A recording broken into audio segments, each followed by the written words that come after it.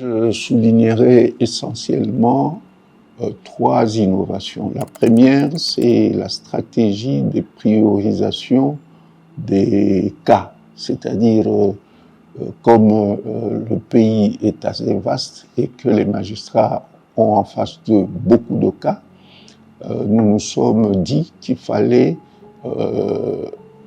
bâtir une stratégie en sélectionnant les cas qui peuvent être, je dirais, pris en compte rapidement et permettre aux magistrats d'aboutir à des sanctions. C'est une nouveauté qui permet la mutualisation des moyens, la participation de tous les acteurs judiciaires, partenaires, à la lutte contre la violence sexuelle. Il y a une deuxième innovation, c'est la mise en place de cadres de concertation. C'est des réunions qui sont organisées régulièrement dans certaines provinces, notamment à l'Est et même ici, on vient de l'installer. Et ces réunions réunissent les acteurs judiciaires et les partenaires techniques et financiers. Au cours de ces réunions, les acteurs judiciaires exposent les cas qui leur ont été soumis et les partenaires, chacun des partenaires voit qu'est-ce qu'il peut apporter comme, je dirais, appui, de manière à ce qu'on puisse organiser notamment les enquêtes et par la suite les audiences foraines. Nous avons, avec la MONUSCO, mis en place ce qu'on a appelé les cellules d'appui à la justice militaire. Il y a des experts qui viennent pour appuyer les magistrats, congolais bien sûr.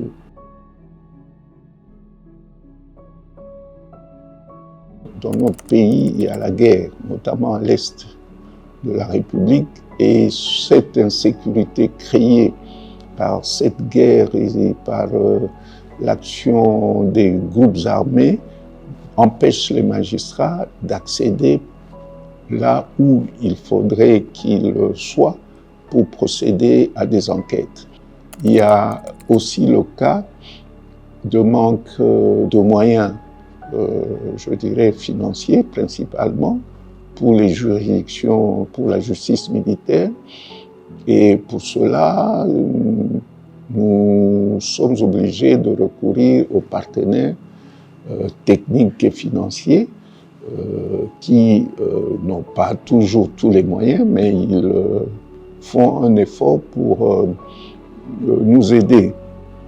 Il y a aussi, je dirais, la stigmatisation qui empêche les survivants d'approcher facilement la justice, dans la mesure où ils craignent non seulement la stigmatisation dans leur milieu, mais aussi les représailles.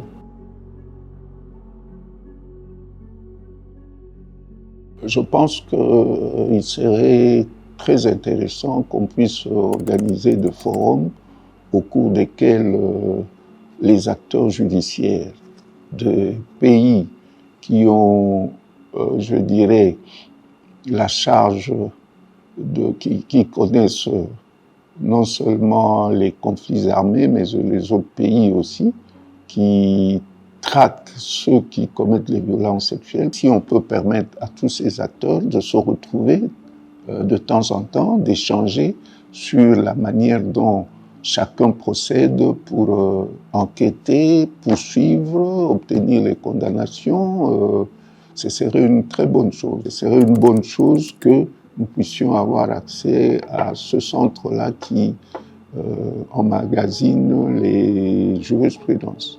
On pourrait, nous, acteurs congolais, les exploiter et la manière dont les enquêtes ont été menées, la manière dont les preuves sont réunies pourrait nous inspirer dans ce que nous faisons, notamment en utilisant peut-être des technologies plus poussées.